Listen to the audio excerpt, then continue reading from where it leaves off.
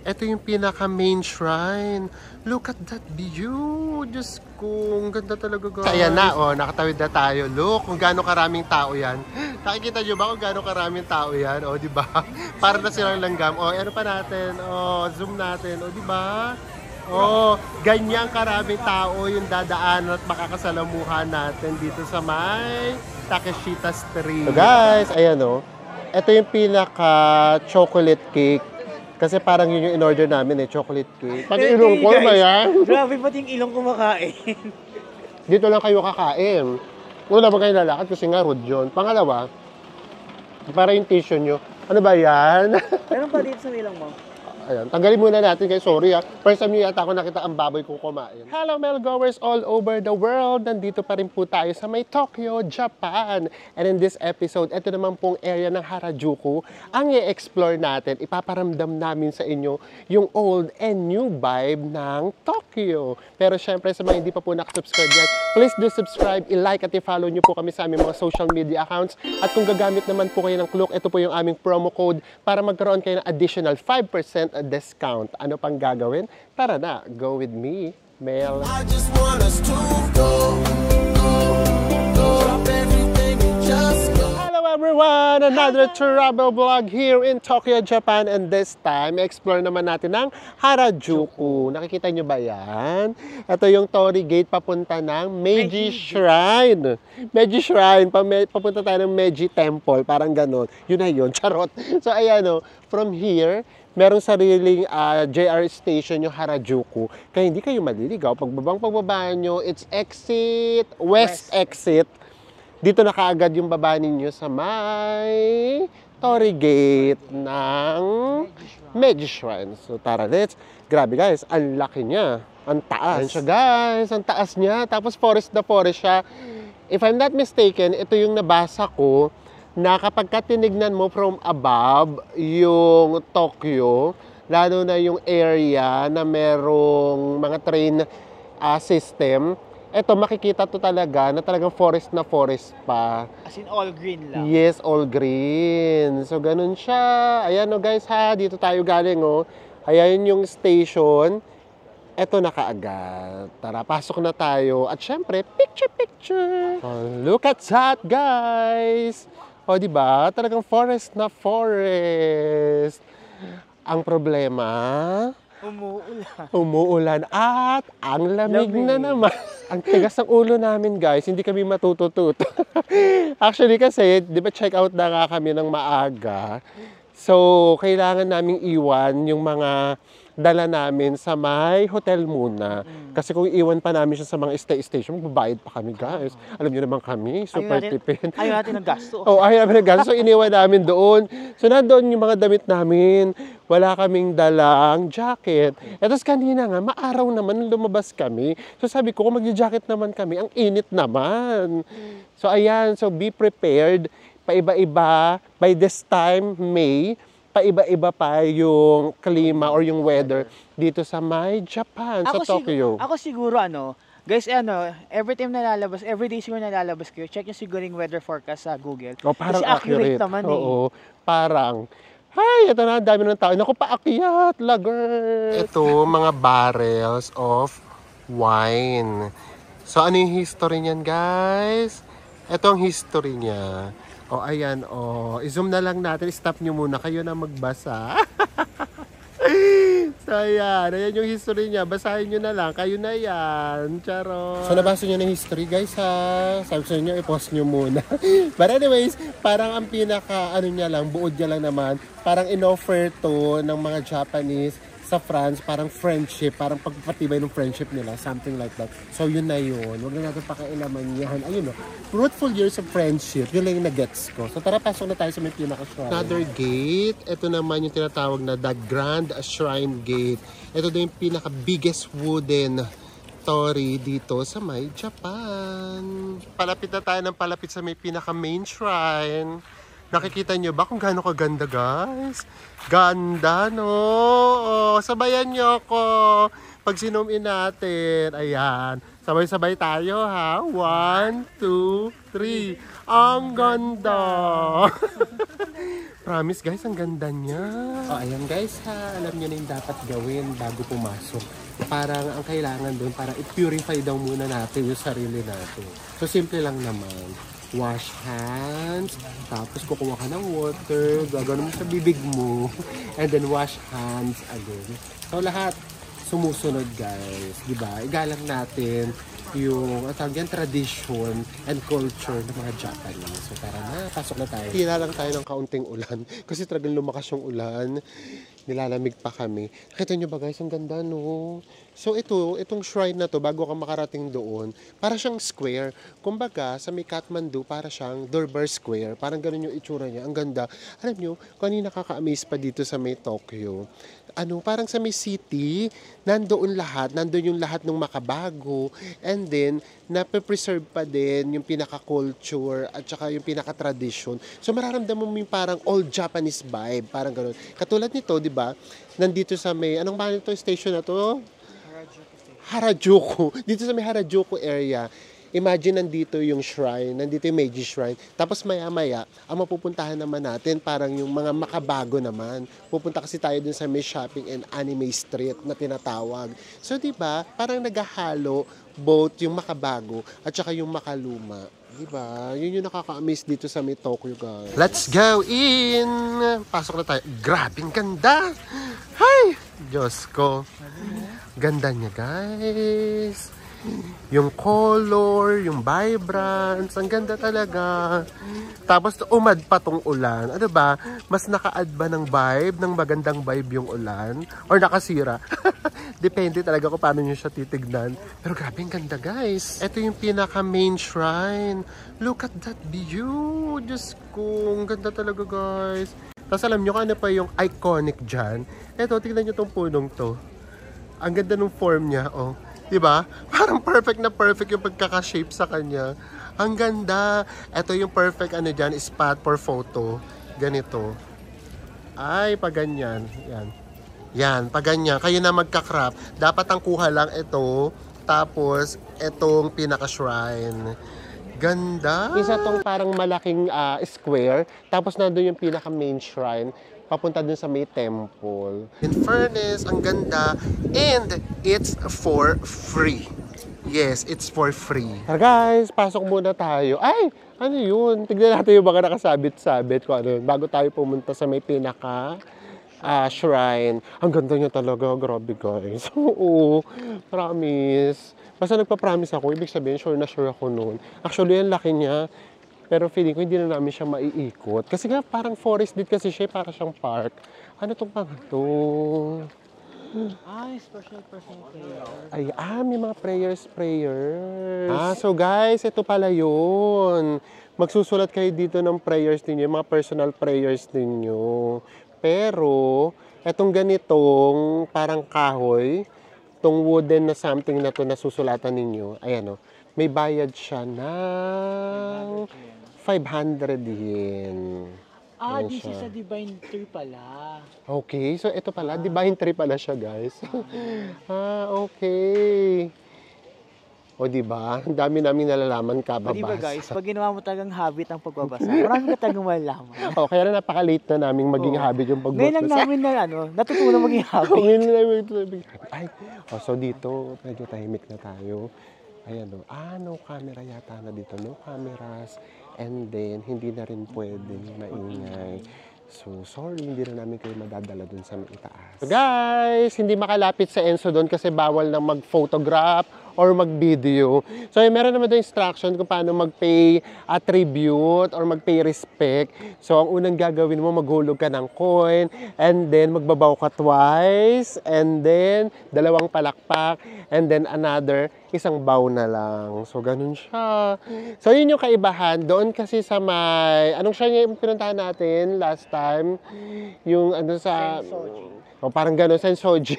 Lagyan lang namin dito yung temple doon sa may Asakusa. Doon kasi pwede mag-video, so dito hindi. Pero guys, sa totoo lang, ayun nga rin siguro yung kaibahan. Dito kasi, mas mafe-feel mo yung pagiging solemn ng lugar. And then in fairness guys, ayoko namang mag-compare, pero syempre para lang just in case, kunyari, napaka-limited lang nung time ninyo. Kung ako yung papipiliin, kung saan yung mas okay na temple, kung yun doon sa may Asakusa or yung dito sa may, anong name nga nito? Harajuku, pasensya na, no? Lagi ko nakakalimutan yung mga kung anik-anik. So, mas maganda yung temple dito, yung Meiji Temple. Promise. Buti na lang talaga, nagkaroon kami ng time para mapuntahan pa to. Kasi kung hindi, baka pagsisihan namin. Ang ganda niya talaga. Lalo na ngayon, sumikat na yung araw, guys, oh. Lalo siyang gumanda. Look, 'di ba? Ang ganda niya talaga. In fairness talaga. So ngayon, halika na, hanapin naman na natin yung isa pa natin pupuntahan. Napakita na namin sa inyo kahit papaano. Ito parang old Tokyo na full of tradition and culture. So ngayon naman, hahanapin na natin yung tinatawag na fashion and anime street dito sa may Harajuku. So tara, let's! Guys, ito na, nakikita nyo ba yung mga nakakasalubong namin? Nararamdaman namin, nandito na tayo sa may Yakishita Street or also known as... Takeshita! Ay, Takeshita pala. Takeshita Street also known as Anime and Fashion Street. Ay, ito na nga siya. Oh, ay, meron din pala siyang station. Meron siya ritong exit, guys. Ito, may exit siya dito, oh. And then, kung galing naman kayo ng Meiji Shrine, tawid lang. Ang ganda, guys. Grabe. Teka lang. Dito from afar. Picture muna tayo bago tayo tumawid. Oy, ang daming tao. Ganda. Guys, patawid na tayo ng Takeshita Street. Si Enzo nauna na kasi pinicturean ko siya from afar. Ay, si Enzo, nakapagpa-picture na, happy kid na siya. Ang ganda ng picture, in fairness. Kaya na, nakatawid na tayo. Look, kung gaano karaming tao yan. Nakikita nyo ba kung gaano karaming tao yan? O, di ba? Para na silang langgam. O, ano pa natin? O, zoom natin. O, di ba? O, ganyan karaming tao yung dadaan at makakasalamuhan natin dito sa may Takeshita Street. Ayan tayo guys, nakikita nyo tayo. Let's sino mo pa? Transfer mo pa. Ayan tayo guys, kaway-kaway tayo. Hi! Tara na guys, experience na natin to. Experience na natin maglakad dito sa may Anime Street. Or ano nga pangalan? Takeshita Street. Diba? So ngayon, may pagka, ano tawag doon yung wala tayo? Makita nila. Magiging walking tour tayo. Magiging walking tour tayo ngayon para mas lalo nyo siyang ma-feel. So kung ano na lang yung madadaan namin, ipapakita na lang namin sa inyo. Ayan guys, sige na natin kung ilang mga animes ba makakasalubong natin. Bakit siya tinawag na Anime Street? Hindi. Ganda niya dito. Yung mga estudyante, parang mga Sailor Moon. Oo. Diba? Yung mga nila, uniforms kasi nila. Ayan, may pinipicturean dito guys. Daiso. May Daiso dito. Oh, ang daming tao. Alam nyo na ang gagawin namin. Lagpas. Tara na. Dito na tayo. Ang dami ng tao dito. Oh. So dito, ito, nabasa ko to. Masarap daw yung mga rito. Crepes. Ano mabasa dyan? Oh, ayan oh. Ako sa Enzo. Kaya lang mamahal guys. Ito yung mga flavors and ito yung mga price oh. Pakita namin sa inyo yung price. Ayan oh. 780, may 720, and 720, 700. Ito rin 700. Ayan yung pila guys, mahaba siya. So nakakatuwa si Enzo, nung narinig niya na itatry namin, nagtatatakbo na, pumila ka agad. Kaya hinahanap ko siya kanina, sabi ko, nasaan ka na? Kasi sabi mo itatry natin, pumila na kaagad ako. Kaloka! So ayan siya. Ang ganda rin ng vibe dito. I mean, ang saya ng vibe niya dito. Ayan, ang daming tao. So, di ba, galing tayo from parang maka-old or mas solemn na lugar. Tapos, biglang nandito na tayo. O nga pala, yung nga palang park na dinaanan natin, papunta doon sa may Meiji Shrine, yun pala ay Yoyogi Park. Ayan. So, from old Tokyo to new Tokyo. Yun yung vibe natin for today. Habang hinihintay natin si Enzo, lakad na tayo para hindi naman sayang yung oras natin. Ayan, ito, may mga bilihan na rin dito ng mga damit. Ay, ang ganda, oh. Ito, Eternography. Ayan, maganda siya in fairness. Pero alam niyo kung magkano? Ito yung price niya. Oh, 4,400 pesos. Ay, yen pala, not pesos. Lakad pa tayo. So, ayan, naririnig nyo na ba yung mga mga tugtog? Siyempre, hindi na, ayan, nakikita yung mga estudyante, para silang mga, para silang mga bida sa mga anime na TV show, no? So, lakad lang tayo pa dito. Ayan, no, naririnig nyo yung mga songs. Diba? Anime na anime. So, huwag nyo na masyado pakinggan, hindi rin yan pwede. Ayaw niya ni YouTube. Baka hindi tayo ma-monetize. Lakad lang tayo. Ayan guys, oh, may mga bilihan na rin dito talaga. Ang gaganda ng damit. Ito 50% off po. Ganda nito guys, oh. Wow, ganda. Oh, ganda nito. Kaya lang puting-puti. Oh, ganda guys. Ito coat na coat, oh. Ganda nitong white, oh. Diba? Ang ganda nitong white. Tumaming kayo. Coat yan. Tingnan natin yung presyo kung maganda din. Diyos mio. Ayan yung presyo. 20,900 yen. Ang ganda niya, in fairness, ang ganda rin ng presyo. At hindi ko pa alam kung kasama na doon yung tax. Parang kapag kakasama yung tax, nasa may 22,000 siya. Kaloka. Wala talaga. Parang na kami, hopeless na kaming makapag-shopping dito sa may Japan. Malamang sa malamang nga, yung mga damit namin sa may Osaka, same na lang din. Maglalaban na lang kami doon pagdating bukas. Ay, mahabang siya, street ha. Oh, ito pa. Mahabang street siya, guys. Ayan. Ay, dito rin pala may tinda. Oh, sana pala dito na lang kami bumili. Mas maikli ang pila. Ay, hindi. Mapila rin pala. Ayun, pila rin pala siya. Ayan. Ang kaganapan dito. May mga Filipino din. Ayun, yung mga tinda, guys. Ito, oh. Anime na anime, guys. Oh. Diba? Talagang fashion street ang dating nitong alley na to. Kaya siya tinawag na fashion and anime street. Ganun talaga yung vibe niya. Diyos ko yung mga paninda dito. Grabe. Oh, Michael Jackson, in fairness. Oh, diba? Oh, pang-costume na ang datingan talaga, guys. Ito na yung crepes natin. Ang dami. So, ito siya. Look! Nakikita nyo ba? Ito yung parang chocolate. Ayan. And then, ito yung pinaka-crepes na tinatawag, di ba? O ito na yun, as a whole. Basta ito yung parang balat, charot. So, titikman natin siya. So, guys, ayan o. Ito yung pinaka-chocolate cake. Kasi parang yun yung in-order namin chocolate cake. And then, ito yung pinaka, ano ba nilalagay sa may frap? Ano tawag dito? Oh, ayan Whipped yun. cream. Oh, wet cream. Whipped cream. Whipped cream. O, diba? Ang dami namin hindi alam na tawag. Tikman na kaagad natin, guys. Ang struggle dito kung paano nyo siya kakainin na hindi kayo magkakalat. Oo, so dapat pala humingi muna tayo ng tissue. So, tikman muna natin nang wala yung flavor. Hindi, yung wala yung pinaka-chocolate na cake. Paano ba ito kakainin? Ang hirap kumain ito.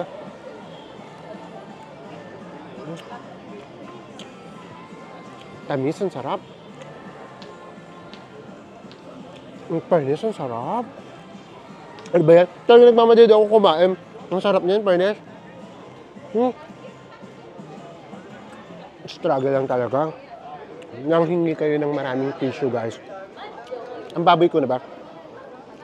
Naku, hati lang kami dito ni Enzo. First, ingit na ingit. Uy, guys, tumutulo pa. Oh. Grabe. Harap.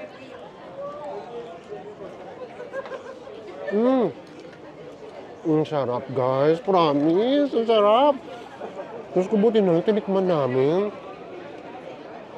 Ang sarap talaga. Guys, matamis siya. Pero yung tamis niya, yung hindi nakakasuya. Ang sarap! Mahaba pa ba pila? Parang gusto ko na lang, tig-isa na lang kami ni Enzo. Kasi ang sarap niya. Baka mabitin kami pareho. Sarap. Guys, si Enzo na yung kumakain. Sabi ko, tig-isa na lang kami. Naisip nga pala namin, after nito magla-lunch na. Wag na pala. Hindi, ang totoo, bakit isa lang? Nagtitipid. Sarap, no?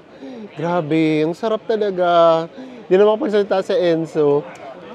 Sarap niya, in fairness. Guys, tignan nyo. Grabe, yun. Ganun talaga siya. Kaya dito lang kayo kakain, ha? Pati ilong ko ba yan? Grabe, pati yung ilong kumakain. Dito lang kayo kakain. Una ba kayo lalakad kasi nga rude yun. Pangalawa, para yung tissue nyo. Ano ba yan? Meron pa dito sa ilong mo? Ayan, tanggalin muna natin kay sorry ha. First time nyo yata ako nakita ang baboy ko kumain. Guys, so alam nyo nang patapos na tayo kasi nakaupo na ako. Habang sa Enzo, ayun, busy sa pagkain. Ako na magre-recap sa inyo na experience namin. Wala na tayong asahan kay Enzo, basta kumakain na yan. So, kamusta ba experience namin? To be honest, namin happy na naisingit pa namin to sa schedule namin kasi punong-puno talaga yung schedule namin. Kasi muntik na namin tong hindi puntahan. Kasi ngayon naisip namin, naku, ayaw na naming mapagod dahil mamaya babiyahe kami ng overnight going to Osaka. So gusto na sana namin magpahinga, ayaw na namin to sanang puntahan. Pero buti na lang sinunod namin yung instinct namin na pumunta muna ng Meiji Shrine. At saka, itong street. Ano nga itong street na to? O yun na lang, Anime Street. Kasi si Enzo hindi na makapagsalita eh. Takeshita, guys. Takeshita Street. So, talaga grabe. Doon nyo talaga mafe-feel yung dalawang vibe ng Tokyo. Ano And guys, yun? kung meron kayong extra money, guys, you should try this one. Grabe, Yes. napakasarap talaga. Promise. It's 730 yen. So, ang pangalan niya ay Sweet Box. Meron tayo doon nadaanan, hindi naman namin natikman. So, ito sure to, Sweet Box. So, ayan. So, di ba, dalawang vibe ng Tokyo yung na-feel natin today. Una, yung parang makaluma or traditional side nila, which is talagang mafe-feel mo talaga yung pagiging solemn ng lugar. And i-visit nyo rin yun, guys. Hindi porket nakabisit na kayo ng Asakusa, hindi na kayo doon magbibisit. Oo, ng temple doon, hindi na. So, iba pa rin yung vibe doon sa may Meiji Temple. And mas ma-forest kasi yun eh. Kaya mafe-feel nyo yung nature na nature. And of course, daan na kayo rito kasi magkatapat lang sila. Tatawid lang. Tatawid lang kayo, nandito na kaagad kayo. Kasi from there, biglang eto yung vibe ninyo. Biglang may something sa inyo na, ganun pala yun. So, ganun siya yan. Parami yung tao. So, maraming salamat po sa panonood ninyo ng aming Tokyo series. Ito na yung last Tokyo vlog natin. Kasi, ang next na natin vlog, magkikita-kita na tayo sa Osaka! Osaka! Yay! Pero bago kami dun makapunta, Diyos ko, yung pagdadaanan namin, kakayanin ba namin? So, yun yung papanoorin nyo sa aming next vlog, yung papunta na kami ng Osaka. Yes! Kaya magkita-kita ulit tayo sa mga susunod pa nating Japan Travel Vlogs. Bye everyone! Guys, before we end this vlog, pahabol lang, last glimpse for Shibuya Crossing. Ang dami pa rin tumatawid, oh. Woohoo! Ang saya, o diba? Karamihan may mga video or may mga cameras na dala. Oh. Yes, so pwede nga pala na from Shibuya Crossing, diretso kayo ng Harajuku. Kasi isang station lang siya. Actually, pwede siyang lakarin. Just 20 minutes walk, nandoon na kayo. Ganun lang siya kalapit. So, ayan, bago tayo pumunta ng Osaka, namasdan pa natin ulit ang Shibuya Crossing. Last glimpse na rin tayo kay Hachiko. Ayan. Bye, Hachiko. Yes, sana makabalik pa tayo sa kanya. Makabalik pa tayo ng Tokyo.